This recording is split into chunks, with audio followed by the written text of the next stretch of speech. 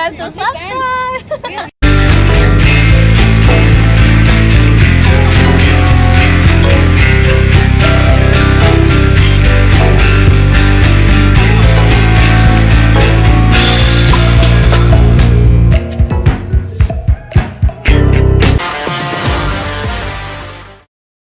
Alright, here is a controversial one. 3 rules that all players break and 3 things that all players do that you are not doing that gives them an unfair advantage over you in the sexual marketplace. Before we kick it off, I'm Dave, and this channel is dedicated to giving you no BS, novel dating advice for the modern man. Top link in the description. Check out my website and sign up to do some coaching with myself, cold approach coaching, and others as well. Now, we need to premise this controversial topic with the fact that this is in a first world Western society that these rules are being broken. And they're not real rules, they're more moral, cultural rules that have been set up to oppress men. Even though women, on the other hand, don't have to obey these rules, and there's no pressure on them to obey these rules, it's a double standard in the culture that is set up really to oppress men, hold you back, and give the advantage to the opposite sex. And players that understand this, they break these rules because they know in a first world country, keep in mind this is the Harbour Bridge, the Opera House is over here. This is a first world country. This is a Western society. It's a feminized society where the political system is quite rigged.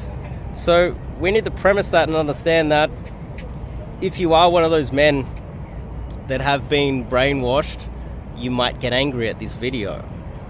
You're still living under the rigged system that is not really helping you at all. I need to premise that. So one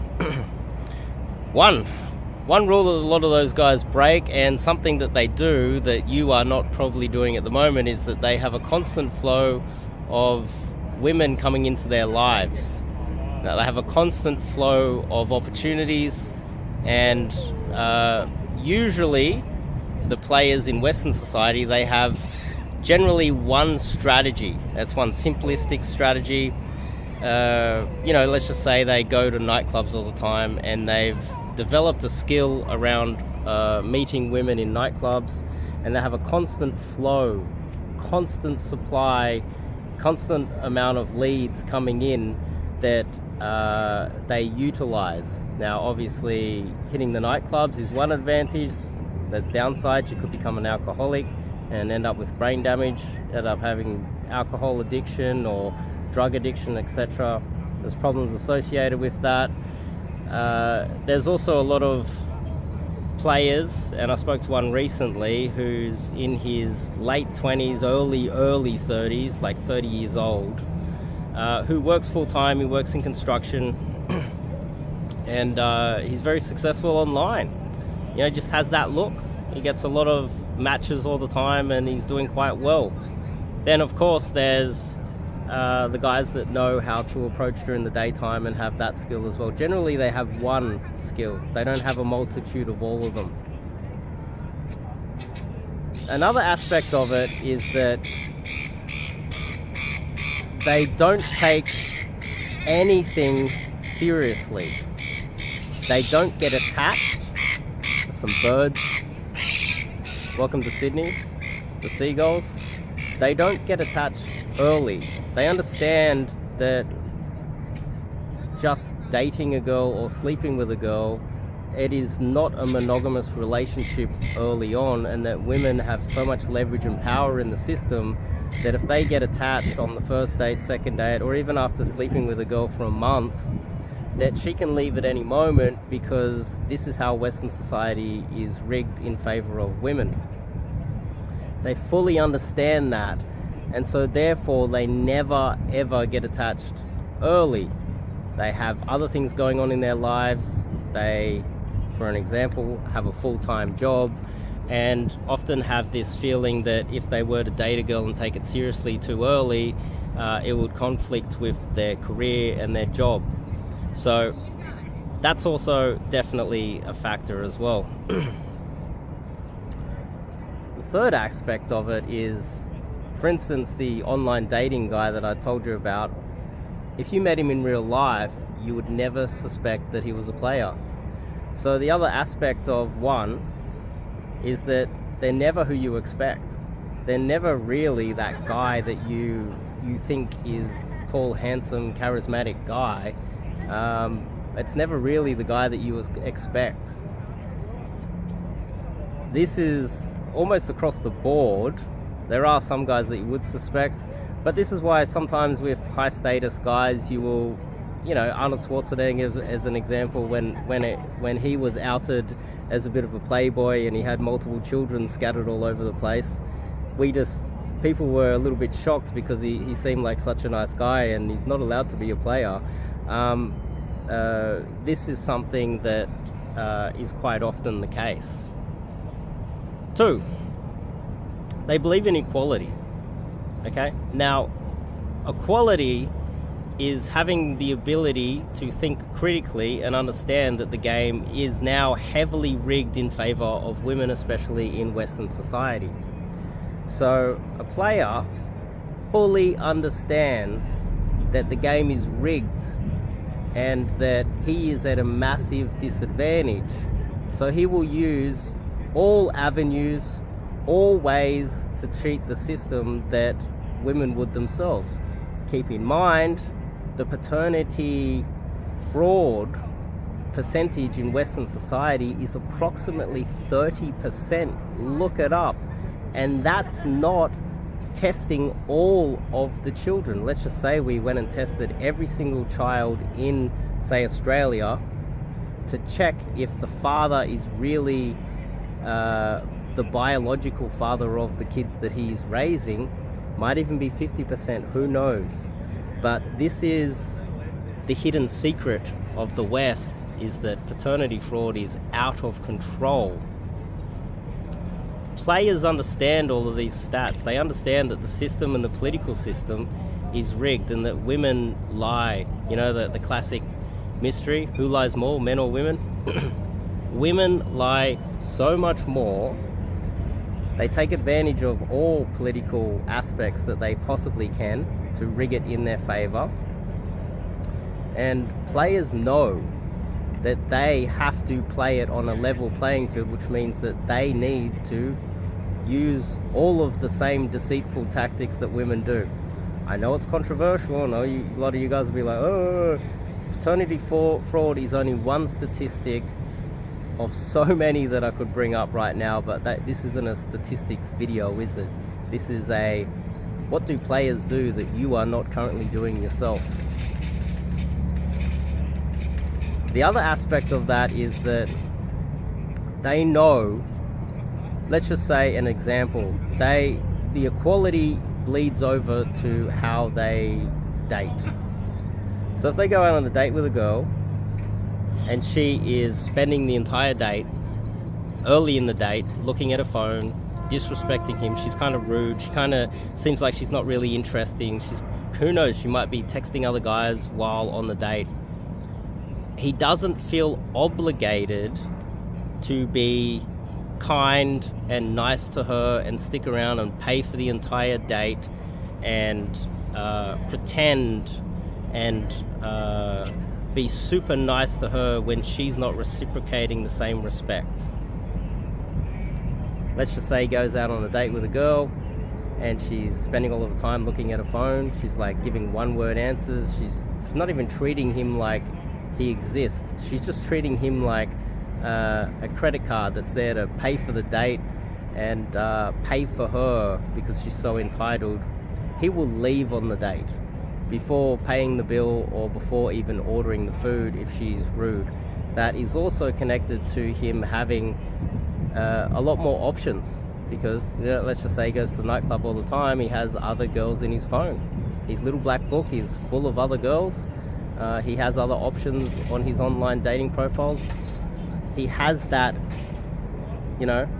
one reason he has a lot of options, and the second one, that bleeds over into it, because when he goes out on dates, if girls don't seem like they're interested, he's not going to be super nice, because a lot of women these days, they don't live up to the standard of civil society.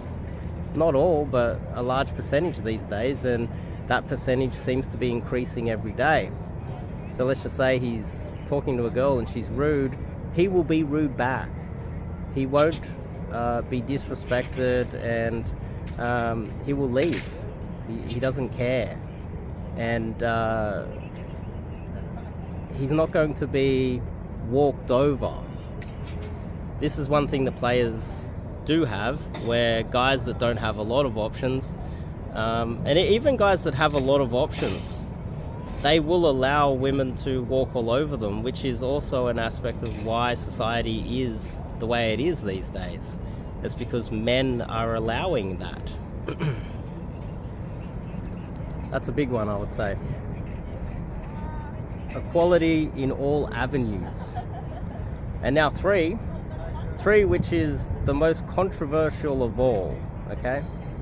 The most controversial one of all is that women lie to men all the time. All the time. Almost everything about them is a lie. And to understand how, let's just say if a woman, she's earning $50,000 a year, she expects her man to be earning $55,000, $60,000, $100,000 a year. It's rigged in her favor. She very rarely will date down, not only financially, but looks-wise. Let's just say, how many women would prefer to date a shorter man? They prefer taller men that are earning more money than them, that are better looking and good, and have a better career and everything, and a better social circle. Women don't go to men and go, hey, I've got all this money, I've got this nice apartment, I've got this career, I'm taller than you and better looking than you and a lot younger than you, and I've also got a group of friends that I'd like to introduce you and bring you into my life. And the man just says yes or no, answers, looks at his phone, doesn't have to bring any personality, and joins her life, and she supplies everything. It's the total opposite. Men have to come with the height, earning the most amount of money. They need to pursue the women, which puts them at a disadvantage. And they bring the woman most of the time into his group of friends, his tribe, and they join his tribe. Now, premising it with that, the end bit is players lie. That's the controversial thing. Players lie, and I know this is only controversial for men that aren't up to date with what is happening today. Let's just say I was a multimillionaire living in South America or in Asia or Eastern Europe, and I had a lot of money, I had a lot of leverage, I had a lot more freedom than I do in the Western society. Then whenever I'm dating a girl, I'm far more obligated to be truthful and not mess around with her and play up, because I've got all of the leverage, you see? But in the West, you've got no leverage. And I do know some extremely wealthy, successful men that have got themselves trapped into a marriage where the woman is taking advantage of him. He's got some kids and he's paying for everything, and if he was to break free of that, he would lose half of everything that he's got, and his entire life would be ruined. Not to mention, she could bring up some charges against him, and she could ruin his life in other ways, maybe ruin his public persona. It could leak out. So many things could go wrong to high-value men in the West, and so he, trying to be the upstanding moral citizen that he is, never lies, never does anything wrong, does the right thing all the time, and he's getting taken advantage of. This is not the same case if he was living in Thailand or Brazil or Poland, because he would have a lot more leverage there, he would have a lot more freedom over there, he wouldn't be getting abused by the political system, it wouldn't be rigged against him, etc, etc, etc. So he would then have a lot more power in the relationship, and therefore morally he would have a lot more reason to be honest with his intentions and treat her with the utmost of respect. But in a place like Australia, it's so rigged where lying, paternity fraud, getting rorted while getting married. We've now got de facto rules and laws where they can take half your money just by dating you for 2 seconds. We've got all of these political things set up that are massively put the men at such a huge disadvantage that players understand that. They have the critical thinking, they're not brainwashed by society, and they understand that the only way to get some sort of even playing field out of it is to lie. If you were in South America and you've got a lot of money and you're jacked, sure, you need to be honest, because morally these girls are at such a disadvantage. But let's just say it's somewhere else, like New York or LA or Sydney, Australia, or London or Toronto, Canada, you're at a huge disadvantage. And so therefore you need to play the game with the rules that are set out in front of you. And when people try to morally attack you, well, you're gonna have to play the game the way it's rigged, fair. This is why men like sports. This is why men like having a referee. This is why men like playing sports where there's an audience, a referee, and if the audience and the referee get everything wrong, then they have the video replay, because men want everything to be fair. But when it comes to dating, the system is rigged. It just is rigged. It's unfairly rigged in favor of women, to the point where it is detrimental to the lives of the men. And players know this, and they try to even up the playing field as much as they possibly can. So these are three, I would say, controversial topics, three things that might be controversial, I'm not exactly sure. But anyway, check out the top link in the description, check out the website, sign up to do some coaching. I teach those three avenues so that you can have a constant flow of women coming into your life, 1. 2, I teach you a lot of inner sort of masculine traits that avoid you becoming bitter in the dating market. And I red pill the hell out of you. This advice is something that I would keep for my students and clients, and probably not okay to be putting it on YouTube. Sign up if you want to learn some of those things. I'll see you guys in the next video.